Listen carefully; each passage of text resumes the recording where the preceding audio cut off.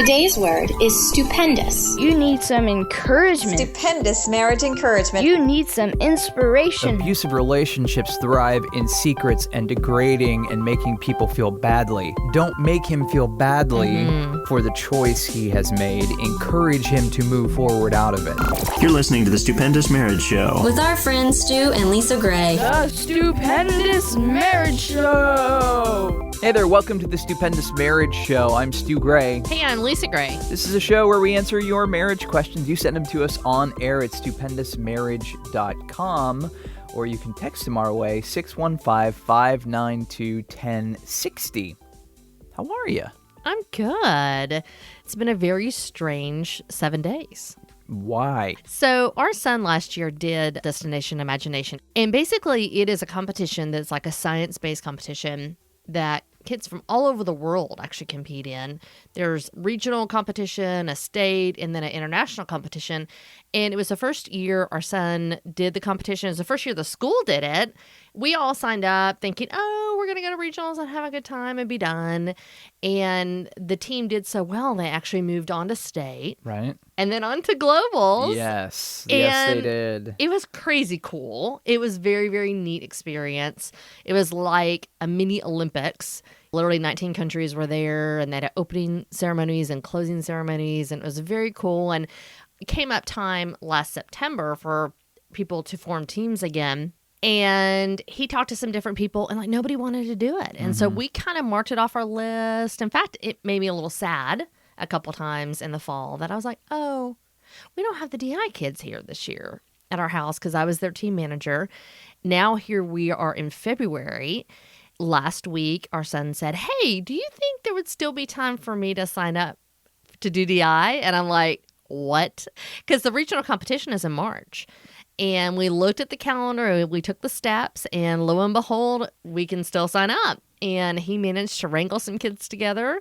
And we now have a Destination Imagination team for the second year, and I'm their team manager, and you're co-team manager this year. Aren't you so excited? I was kind of resistant to the whole thing because I knew the drama that happened last year, and it was good. It ended up being really good. I'm just nervous for them because I know the work that goes into it, and they've only got 4 or 5 weeks here before March, and I just hope they can pull it off. But they were all really excited to be here on Saturday and really getting stuff done and working through it and working together as a team. One of the kids had been on one of the other Destination Imagine teams, which helps. And obviously they're a year older, so they're communicating better. It's kind of cool to see the growth. It was neat. So I'm excited that they're able to do it. And then he was able to kind of make some stuff happen and get involved again because he really wanted to start again. Yeah. And I think last year, a lot of the time was just fumbling our way through because it was the first year. So when he first asked me, I just thought the deadline had passed. And then when I'm like, oh, shoot, the deadline hasn't passed, I actually thought about it. And I was like, oh, wait a minute. Well, they would have 5 weekends and 5 weeks to get it done, the presentation done that they have to do in March. And I'm like, I actually think they can do it if you have the right team members. And man, he has a great team. So you actually talked about it in your email on Saturday that last year it was a struggle because there were several times during the season, because the season was really long last year, that he wanted to quit. And he was thankful that he didn't quit because he got to go all the way to globals and go to the cool competition, and he never would have gotten that if he would have bailed. I just tied that to our marriages. A lot of times we think we can throw in the towel and it's not worth it, and I'm just going to walk away. It really is worth it to stick with it, to go through things and figure out how to communicate better and to take on big problems and work together as a team to complete the goal, to get to the destination you want to get to. You can sign up for our email too if you don't already do that at stupendousmarriage.com/conversation starters. I always really enjoy reading it. I don't read it before you post it and email it. I get it in my inbox, and it's always really good. You know, I love to hear a little tidbit from you at the beginning, and sometimes I'm surprised by what you say. I feel like you say stuff in there you don't normally say to me, to my face. So I'm like, oh, wow, that's what my honey's thinking. Okay. And then you have a lot of really great links. And there's been several times that I've clicked through. I've seen a description of a link, and I'm like, ooh, that sounds really interesting, and click through. So it's just a fun email to sign up for.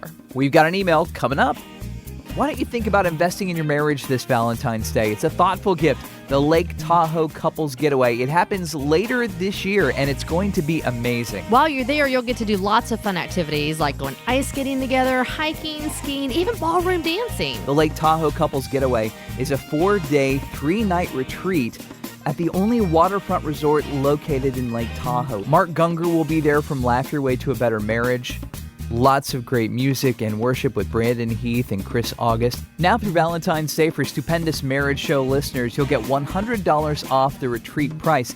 And they do offer monthly payment plans if it's something that you can't pay off right now, so that is super awesome. Go to TahoeCouplesGetaway.com/stupendous for your $100 off the retreat price between now and Valentine's Day. Again, TahoeCouplesGetaway.com/stupendous.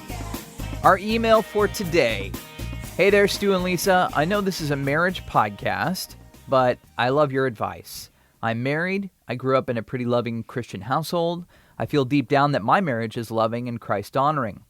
I have a brother who's a little younger than me and is in a current relationship. He is a Christ follower and his girlfriend is not. The woman he's with is very verbally abusive to him and has even said some pretty horrible things to me and my parents. She's also put her hands on my brother a time or two, as well as kicked the dash in his car, smashed his phone, etc. Me and my family were completely devastated to see my brother date someone of this nature. We're confused about how he ended up with someone that's like this, considering that the marriage examples he's been given are nothing like the relationship he's in. It's very hard to watch because I love my brother. He wants to break up with her, but he can't because he's scared of the aftermath. How can you help someone get out of an abusive relationship? And how do you do it in a Christ-honoring way? Thanks. Wow, that has got to be so difficult for the family to watch him be in that situation. And most likely, because he's an adult, feel helpless, that they can't really do anything. And also, as she said, very confused. The thing that we have to remember about people is just because you grew up in an environment, like a Christian environment, does not mean that everything took. Does that make sense? And everybody receives stuff through different filters. So like my brother and I have an older brother. We grew up in the same household, yet we are completely different as adults. And it has to do with my personality and his personality. And the things where I was able to persevere through, he got stuck in. And it doesn't mean anything bad against my parents or the environment he was in. I truly believe that is just how his personality responded to the circumstances that we dealt with as a child. Sure. And the first child always has a different perception of the growing up process of the second child or third child, And so obviously somewhere along the way, his perception of what a healthy relationship was or what he wanted in a relationship went kind of sideways. I think it has to do with identity, most of all, knowing who we are in Christ and then making decisions based on that. Unfortunately, we don't always get who our identity is in as believers. You talked about it.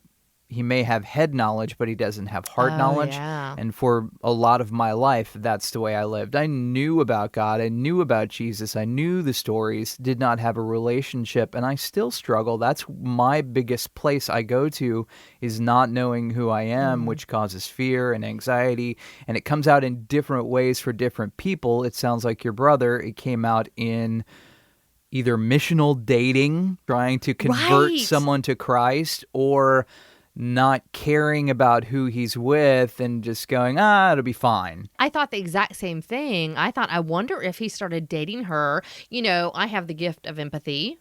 You don't as much. True. And so I'm going to respond to someone in a different way than you are. What if he saw her and went, oh, well, she needs my help. She doesn't know Christ. She doesn't know the right way. And not knowing how strong of a personality she was, invested in that relationship out of a heart of trying to help her. That could so be the case. Your questions were, how do you help someone get out of an abusive relationship, and how do you do it in a Christ-honoring way? So my thoughts to start, James 2 talks about faith without good works is dead, meaning we can pray and do all of those things for your brother, and you should, because there's nothing more helpful than appealing to God, appealing to heaven for his kingdom to come, to manifest right now on this earth. And there is Nothing less that you should do. And you need to be a safe place for him to come to all the time. Abuse happens in all sorts of relationships in all sorts of ways. The one that gets most airtime is male abuse towards female. Right. But it happens on other levels too. Female to male, parent to child, adult to child, child to child. Oh, right, child to adult, child to child. Yeah. It can happen in all these different levels. So this seems to be coming from female to male, and you need to be a loving support of him in every situation. Controlling abusive relationships, the person who's abusing manipulates, degrades. If a person is already struggling with their identity, that's what the abuser uses to keep them under their thumb. You're not good, you're horrible, you're not worth anything. They make them feel guilty and terrible and worthless. One of the things we always say in the show is you can't change other people, right? You can only change yourself.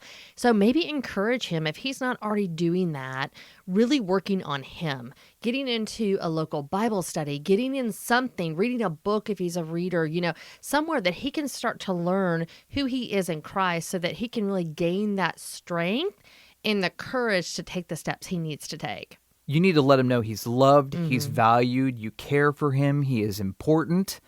You also need to be a place that he can vent wherever, whenever he needs to. Also, if there's physical abuse, and you implied there may be some of that going on, you need to encourage him to find a plan, a safe way out for himself. There are resources. We'll put them in the show notes here. The key one that I've gone to that I know about is called thehotline.org, and they have safety plans. They have paths to safety. They talk to you about how to encourage and be supportive of someone who's in an abusive relationship. Perhaps you keep some of his stuff at your house and say to him, hey, if you ever need a break, if you ever need something, or you have worked out your plan, keep some clothes here, keep some money here, keep some food here. I'll keep it for you. That's cool. Whenever you need it, it's here. I love you. Yeah, it's got to be so difficult to watch that and not respond in a negative way, not respond out of flesh, out of your flesh. Because I'm sitting here thinking, if that was me, I'm going to go beat her up, which is not the thing to do, But in your own journey, and not only just praying for him and praying for her, but also praying for yourself and your parents to really be guided by the Lord instead of by your flesh. And just really every interaction you have with her and every interaction and conversation that you have with him, if you can, before you have it, take a pause. Let the Lord just direct your words and your steps, whether you listen or you speak, so that you can really be guided in a Christ-honoring way, which was one of the things that you wanted to do. Again, abusive relationships thrive in secrets and degrading and making people feel badly. Don't make him feel badly for the choice he has made. Encourage him to move forward out of it. I love you. You can get out of this. You can make a difference. You can change. Here are some resources for you. I love you. I'm a support for you. You're completely different and safe than the relationship and person that he is with now. So that's faith with works. Oh, another thing that I just read, a dad made this special plan with his child for whenever the kid was in a bad situation, no questions asked. The dad has a phone, the kid has a phone. It's called the X plan. Okay, so the kid goes to a party and he's told mom and dad, oh, it's going to be fine, blah, blah, blah, nothing's a problem. Dad says, hey, if you need to get out of a situation, no questions asked, text me an X and I will be there in 10 minutes. So maybe you share that with your brother. Right. Give him the X plan. A code. Hey, buddy, here's the thing. Yeah, when you say this phrase, when you text me this phrase, I will be there in 10 minutes to help. As a guy, there is pride involved. I was going to say, it has to be hard. Because we're guys. We think we shouldn't have this problem. Yet it happens to lots and lots of males, and they don't talk about it. Happens to lots and lots of kids. Happens to lots and lots of women. Happens to lots of people. And they feel like they can't talk about it. And giving him that type of out, might be helpful for him too. That's called the X plan. You can actually Google that. I mean, you can read about it, but that's pretty simple. I thought it was very cool. Yeah, it's a great idea to give him a way to communicate with you that she doesn't know about. Sure. So that you can kind of say, Mayday, Mayday, without her realizing that he's called for help. Most of all, I just really think help him just get stronger and just more aware of who he is in Christ. And if he's not in church, encourage him to go.